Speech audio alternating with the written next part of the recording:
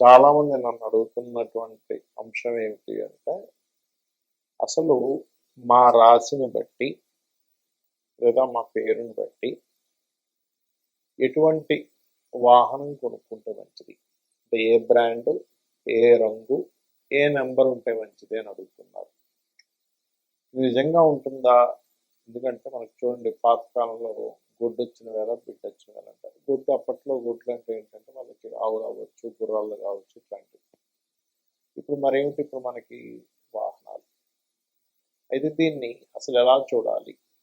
మనకి చతుర్థ స్థానము అంటారు. అంటే లగ్నం నుంచి కానీ రాశి నుంచి కానీ, లగ్నం తెలిస్తే లగ్నం నుంచి చూసుకుంటే, లేకపోతే రాశి తెలిస్తే రాశి నుంచి మీది ఏదైతే అయిందో మేషం నుంచి మీనం వరకు 4వ అధిపతి ఎలా ఉన్నాడు, దాన్ని బట్టి అసలు మీ పేరు మీద వాహనం కొనొచ్చా కొనకూడదా, కొంటే ఏ వాహనం కొనాలి, ఏ రంగు, ఏ నెంబర్ ఉంటే మంచిది అనేటువంటి అంశాలు మీరు వీడియో ఎండింగ్ వరకు చూసినట్లయితే మీకు పూర్తి ఇన్ఫర్మేషన్ కలుగుతుంది. దాని ద్వారా మీరు ఒక వాహనం కానీ గృహం కానీ కొనుక్కునే సమయము, కొనుక్కున్న తర్వాత మీకు బాగా కలిసి రావాలంటే ఎటువంటి రంగు, నెంబరు అనేది తీసుకోవాలి, ఏ బ్రాండ్ తీసుకుంటే మంచిది అనేటువంటిది మనం ఒక్కొక్కటిగా తెలుసుకుందాం.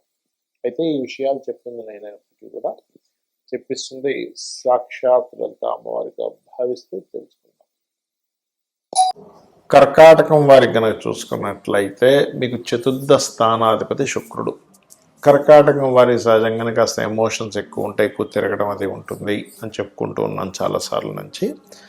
అయితే ఇక్కడ ఈ చతుర్థాధిపతి శుక్రుడు కనుక బాగుంటే మీరు సెటిల్ అయినంత త్వరగా ఎవరు సెటిల్ అవ్వలేరు.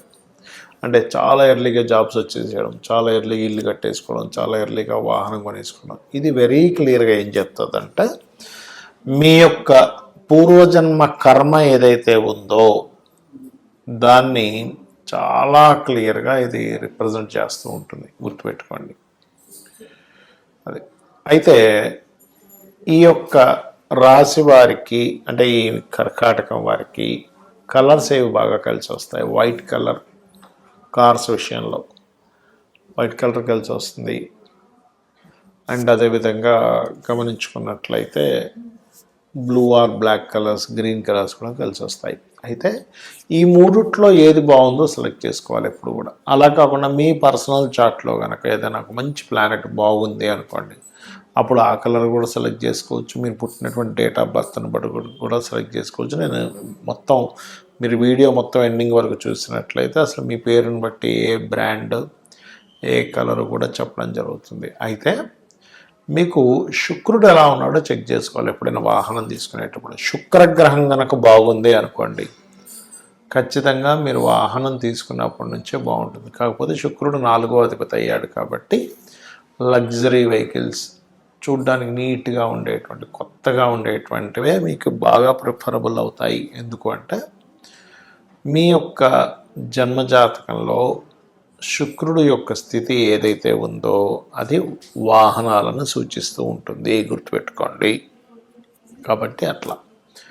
అలాగే మరొక విషయం ఏంటంటే ఇక్కడ గమనించినట్లయితే ఇక్కడ ఈ 4th హౌస్ ఏదైతే ఉందో, ఈ 4th లార్డ్ ఎవరైతే ఉన్నారో, శుక్రగ్రహం ఏదైతే ఉందో పర్టికులర్గా ఇచ్చేటువంటి రిజల్ట్ ఎటువంటివి ఇస్తాయి ఏమిటి అంటే, శుక్రుడు బాగున్నాడు, వాహనం మీద వాహనాలు కొంటూ ఉంటారు. అయితే మీరు ఆ వాహనంలో కూడా అమ్మవారికి సంబంధించింది పెట్టుకోవడం, సుబ్రహ్మణ్యేశ్వర స్వామిది చిన్న మనం పెట్టుకుంటాం, వాహనం బయలుదేరి దండం పెట్టుకుంటాం, ఎందుకంటే ఆ స్వామి మనల్ని రక్షిస్తాడు. అలా చేయండి, అనే విధాలు బాగుంటుంది. ఫస్ట్ ఆఫ్ ఆల్ ఏంటంటే మనకి వర్గు అనేటువంటిది గృహానికి ఎలా అయితే వాడతామో సేమ్ యాజ్ ఇట్ ఈజ్ ఒక వాహనం విషయంలో కూడా కొన్ని సంవత్సరాల తరబడి నేను రీసెర్చ్ చేసినప్పుడు, అంటే ఒక పేరు గల వ్యక్తికి ఏ వాహనం తీసుకున్నప్పటి నుంచి అతనికి బాగా కలిసి రావడం జరుగుతుంది. అది మెయిన్ బ్రాండా లేకపోతే అందులో సబ్బా అంటే మెయిన్ బ్రాండ్ అండ్ సబ్ కూడా బాగా పనిచేస్తుంది. అంటే ఎట్లాగా అంటే ఇప్పుడు మనకి చూడండి, ఆ నుంచి అమ్మహా లోపల ఉండే బ్రాండ్స్ అనుకోండి, ఆ అంటే ఆడి, ఈ అంటే ఇంకొక బ్రాండ్, ఊ అంటే ఇంకోటి అట్లా, అంటే మొదటి అక్షరం వచ్చేలాగా. ఎగ్జాంపుల్ ఐ అనుకోండి, ఇన్నోవా. అట్లా ఏంటంటే ఆ నుంచి అమ్మహ అక్షరం లోపల మీ పేరు ఉందనుకున్న ఉదాహరణకి, అప్పుడు మీరు మీ యొక్క తీసుకునే వాహనం ఆ నుంచి అమ్మహ లోపల వచ్చే బ్రాండ్ ఉండే వాహనము, లేదా చచ్చ జ అక్షరాలు. ఓకే, జ అంటే జగ్వార్ ఉదాహరణ చెప్తున్నా. అదేవిధంగా యారా లావా, వా అంటే ఓల్వా. ఇట్లా యా అంటే యాలో కూడా ఏదైనా వచ్చింది అనుకోండి, ఎస్డి టూ వీలర్ అనుకోండి, ఎస్డి బైక్. అలా మీరు తీసుకొని చూడండి, ఖచ్చితంగా బాగుంటుంది. అదేవిధంగా మనకి అష్టవర్గుల్లో మనం ఆ వర్గు గురించి చెప్పుకున్నాం. ఇప్పుడు ఒకవేళ కక్క గగ అక్షరాలతో మీ పేరు ఉంది అంటే కళ్యాణ్ కావచ్చు, గా అంటే గంగాధర్ కావచ్చు, జ్ఞానేష్ కావచ్చు, ఇట్లా ఉందనుకోండి ఉదాహరణకి మీ పేరు. అప్పుడు మీరు కక్క గగ స్వవర్గులో ఉండేటువంటి అక్షరాలు గల వాహనం తీసుకోవచ్చు, లేదా శేషా సాహా యారాలావా. షే అంటే సుజుకి వెహికల్ ఉంది అట్లా అన్నమాట. వా అనుకోండి, విర్చ్యూస్, విఐఆర్ టీవీఎస్ విర్చ్యూస్ ఉంది ఇప్పుడు ఇవాళ రేపు వాక్స్ వ్యాగన్లో. అట్లా ఉదాహరణకి చచ్చా జజ అక్షరాల్లో మీ మొదటి పేరుంది, మొదటి అక్షరంలో మీ పేరుందంటే అంటే చందన్, చందన. అది స్త్రీకైనా పురుషుడికైనా ఒకటి వర్తిస్తుంది, గుర్తుపెట్టుకోండి. అలా ఉన్నప్పుడు మీరు తీసుకునే వెహికల్ చచ్చ జజ అక్షరాల్లో ఉండేటువంటిది. జ అంటే ఇందాక నేను చెప్పినట్టుగా జగ్వార్ కావచ్చు. అదేవిధంగా షేషా సాహా, లేదా ఆ నుంచి అమ్మహ వరకు అంటే ఆడి, అట్లా అనమాట.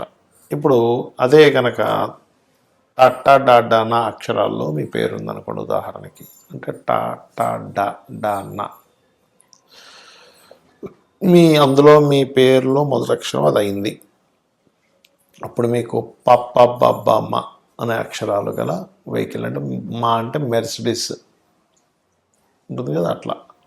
అదేవిధంగా ఆ నుంచి అమ్మహ, లేదా కక్క గగ అక్షరాలు. కా అంటే ఏంటి, కియా వెహికల్ అట్లా.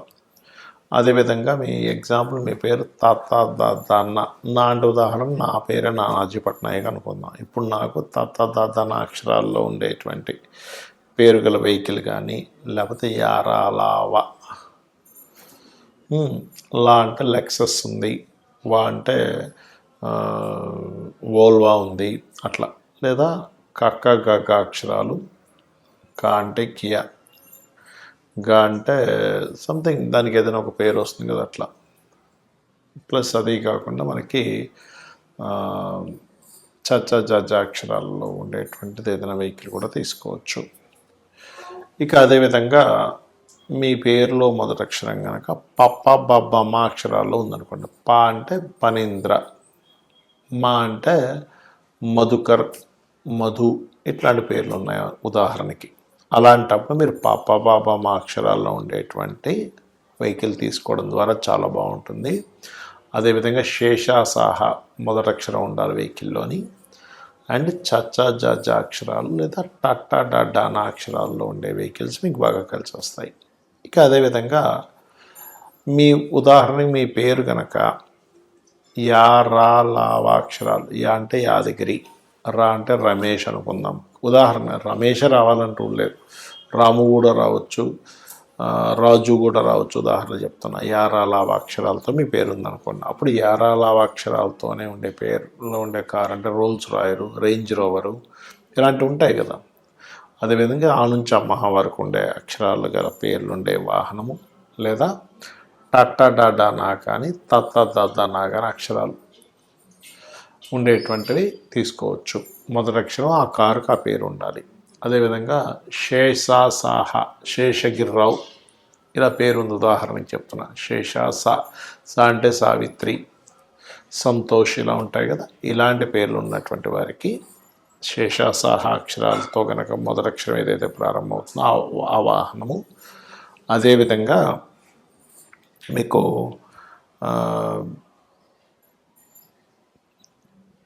కక్క గగ అక్షరాలు అంటే మూడో వరకు, అదేవిధంగా తత్త దాదాన పప్ప బాబామ, ఈ రకంగా మీరు ఆ నుంచి అమ్మహా వరకు మొత్తం అష్టవర్గులది మనం తెలుసుకున్నాం. అదేవిధంగా మరి న్యూమరికల్గా అని అనుకున్నాం. న్యూమరికల్గా అంటే ఏంటి?